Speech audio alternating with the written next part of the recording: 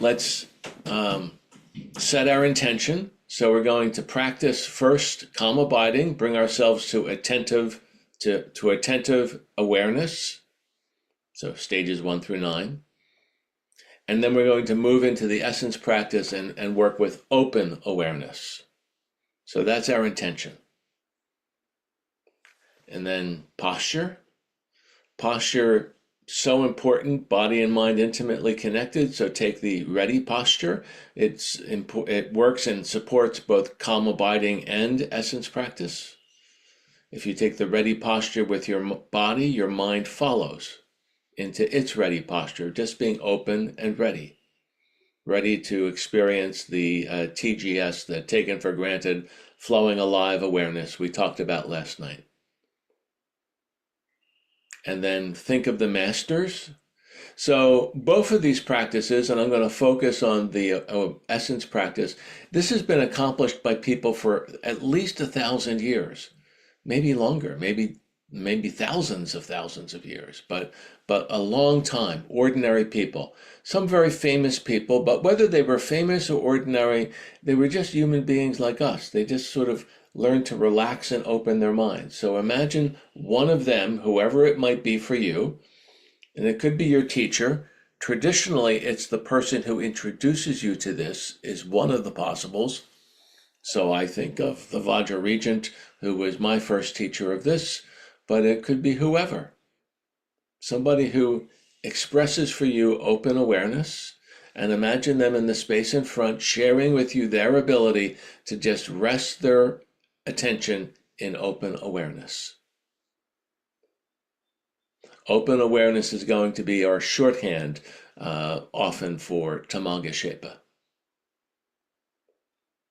Okay, so having said that, let's bring our attention to the three-pointed object, to breath coming in, breath going out, body, and we start.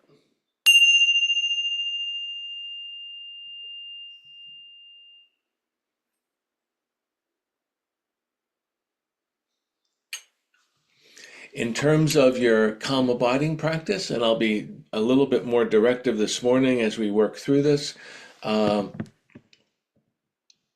any stage you practice is fine.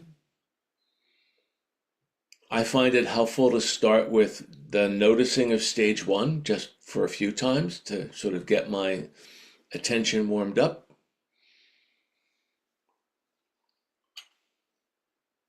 And then if you can go to the advanced stages of holding your awareness, that's fine, that's good, 7, 8, 9. Or if you're working with stage 2, or any of them, they are all good. We're just creating a solid, stable base of paying attention.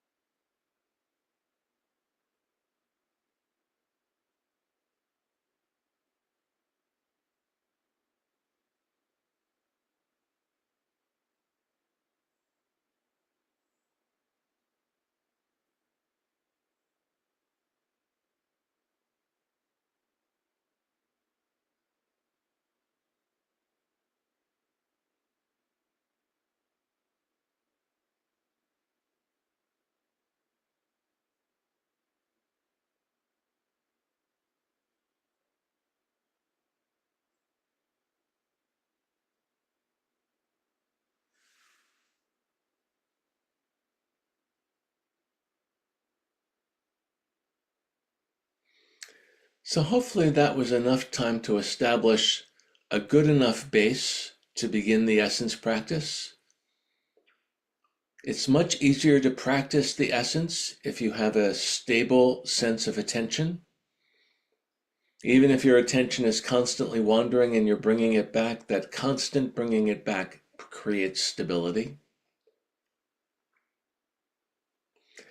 The difference as we move from calm abiding to the essence practice, the difference is very, very subtle. In fact, it may feel like just doing more stage 9, and that's okay. You could actually just allow the subtleness to be something that finds you of what is the difference here. I'll give you a hint. The difference is in knowing what the open awareness is. Sometimes that's called recognition. The difference is in recognizing flowing, alive, taken for granted quality, being aware. And so I'm going to invite you to just allow your mind to relax, to just be open. It's already open, so you're just allowing it to be the way it is.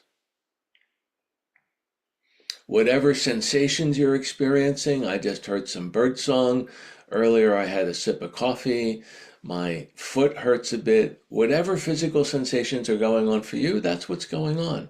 You're just allowing them. They come and they go. There's bird song again for me.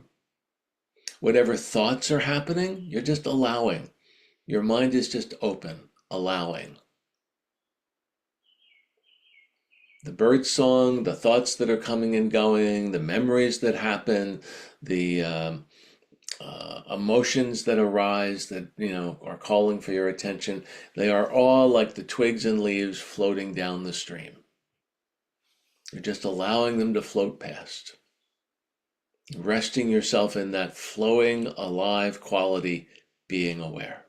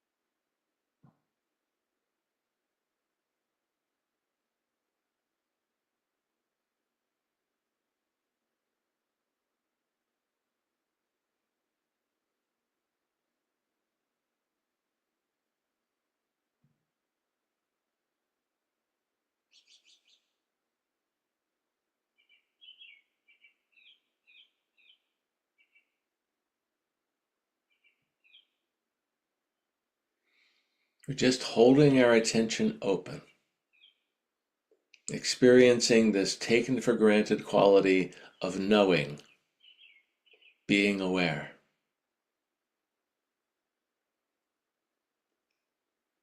It sort of has the quality, it has an everyday cheerfulness about it. Doesn't mean one has to be happy, but the experience makes no demand on you. It's sort of like meeting an old friend you don't have to put on any special performance for or even dress up for. You could just meet for coffee or go for a walk in the park or along the city streets.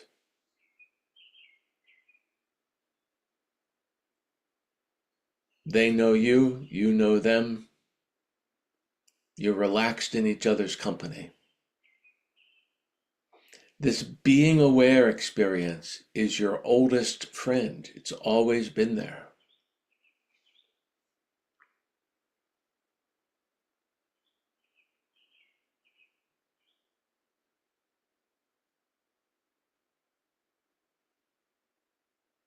In some sense, you could say it's a very loyal friend.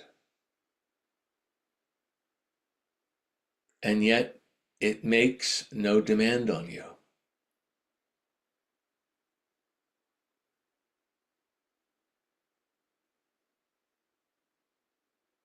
We're just holding awareness open.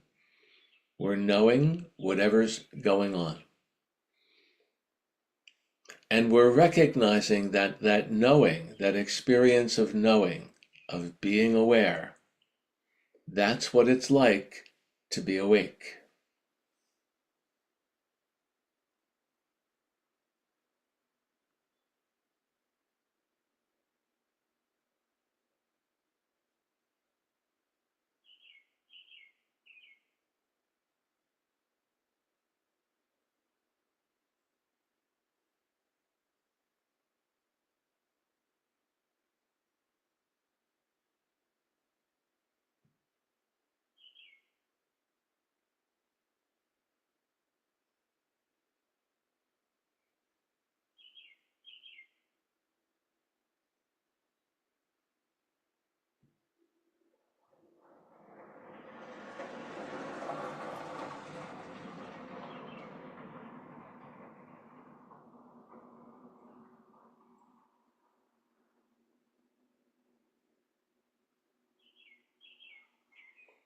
We're just holding our attention. We're still aware, breathing in, breathing out, body. But that has just the tiniest part of your attention. You're just holding your attention on this experience of knowing.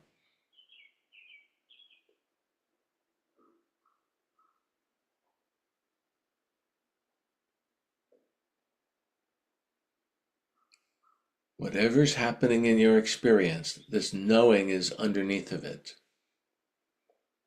Your thoughts happen, you know them. Your memories rise, you are knowing them. Emotions call for your attention, you are knowing the emotion. Physical sensations, you are knowing those.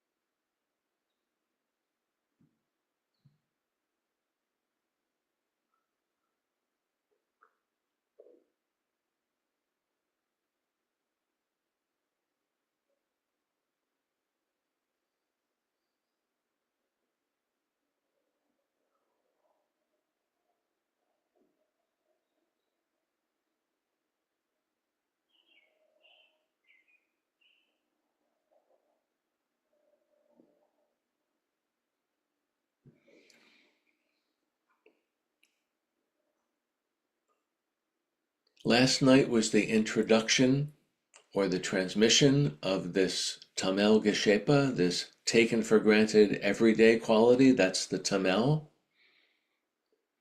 The Gi just means of in Tibetan, the ordinary quality of.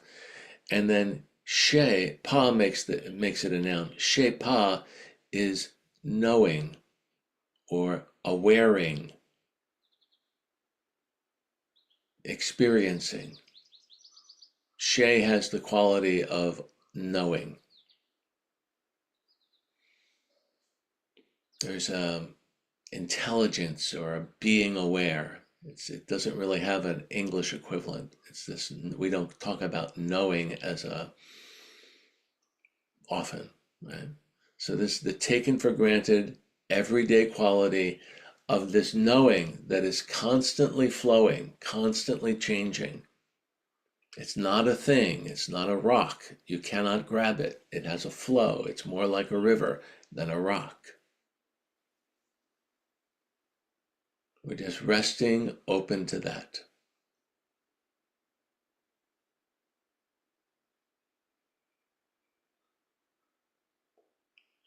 Especially at the beginning, it is very challenging to sustain the experience of Tamel Geshepa because we have a habit of going back to the stuff we know, to the content of knowing, to what fills the box, instead of the act of knowing, the act of awaring, which is where Tamel Geshepa points us.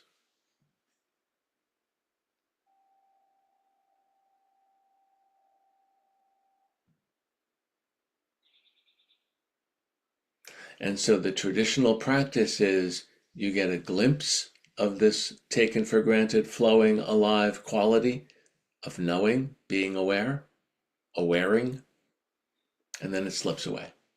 And then you get another glimpse, and then that'll slip away. And so the practice could be described as many short glimpses repeated over and over and over.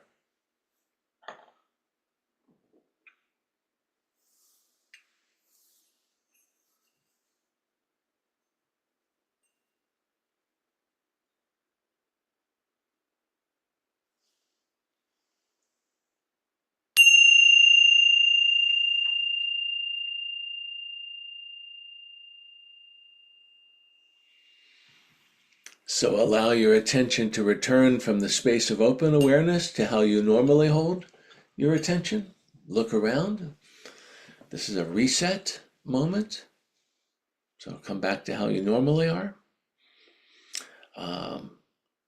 My aspiration as we go forward would be to talk much less in further meditations, but this one, as an introduction to what the practice is that we're doing, required a little bit more talking. But I just want to acknowledge that and remove the pin from the video so we have some time for discussion. If there's any thoughts or questions that you'd like to bring up or experiences you'd like to share. Gary, see your hand. Oh, we don't have your sound again. Don't know what that's. Keep pulling up my. Do you hear me now? Yeah, loud and clear. I have to keep pulling out my earphone to get the sound. After last night, I processed that and I was thinking, I'm really glad you explained these three pathways because I had a direct experience of essence at one time, but I, Mm-hmm. instead of going the kind of, not that these are important paths, they're all good, but I don't have time to do the studying and all that, which would be like the educational variety, I suppose, to essence, or the so much the rituals and mood, whatever. That's all good, but I don't have. But was nice for me to get the clarity. Oh, okay, because now it's cleared up some of that confusion for me. That's good. Thank you. You're welcome. You're welcome. Yeah, one of the things I love about the Dharma, and this we're very deep into Indo-Tibetan lore of how to wake up. So Indo-Tibetan teachings, something for everyone. And some of us want the whole buffet, and others just want something, and that's great. There's something for everyone, and they're all good. So I'm glad, Gary. Anybody else want to jump in? VLN. Yes, I have a question. I have a bit of difficulty understanding between the calm abiding and the essence. So for one of them, I'm just sitting relaxed Mm-hmm. and I just witness whatever twigs and leaves go by the river, right? But for the Tamil Geshepa, Mm-hmm. I am the edge of the river and the twigs and the leaves. Is that so? The awareness like melts me into that Oh, instead of that's very good. You are that reminds me of a question that I asked a wonderful teacher years ago, and I have the honor of repeating his answer. No. What you are is what would be there. I love the way you asked it because it's exactly how I asked this 25 years ago. And he said, no, with a big warm smile, like, great question. No, You are what would be there if there were no banks of the river, and there were no twigs, and there were no fish or sand. And then he Oh, just I get and then it. he just gave me this look. What's left, I'm going to call that flowing alive being. Pure awareness. Yeah, yeah, yeah. Okay. Bon chance. Merci. And I love being able to repeat Punlap Rinpoche's answer. Oscar. So it helped me to close my eyes. Is that okay? Yeah, sure. Yeah. Okay. Perfect. Yeah. The thing, that's wonderful. No, perfect. And I think as you work with this, and this will be a practice for years, for the rest of your life, rest of my life. I've been doing this for I don't know how long. It's approaching 40 years, right? There's sometimes eyes closed, sometimes eyes open. So you start wherever it's comfortable, and then at some point you'll want to go, well, what would happen if I open my eyes? Like, does it change? Or, and you allow some playful curiosity. But for right now, sure, no problem.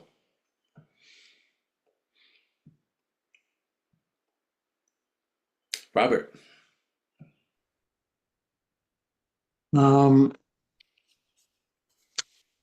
While I was sitting this morning, I had the feeling, oh my gosh, I think that transmission thing actually worked. Oh, good. Okay. It's just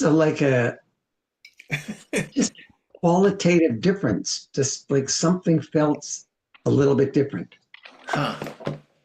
I can't tell you what. It maybe a little more clarity. Okay. And I also didn't sleep well, and I'm really tired, and so I'm nodding off. But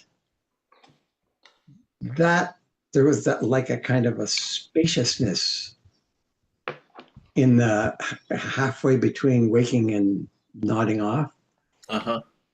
which was that's a nice place to investigate. Anyway, I don't have anything concrete to say except that I could feel something else. I like it. Well, great. That's going to make me smile.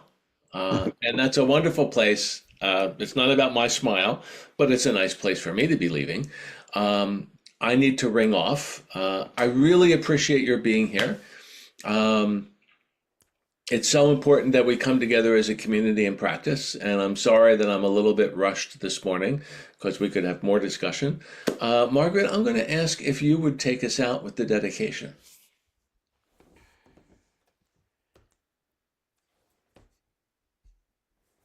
May all sentient beings enjoy happiness and the root of happiness. May they be free from suffering and the root of suffering. May they Not be live in separated? great equanimity Mm. beyond suffering. And I forgot the last line, but may they have that too. I could not hear anything. That's great. All right, friends. Okay, thank you. Bye. Thank you, Ron.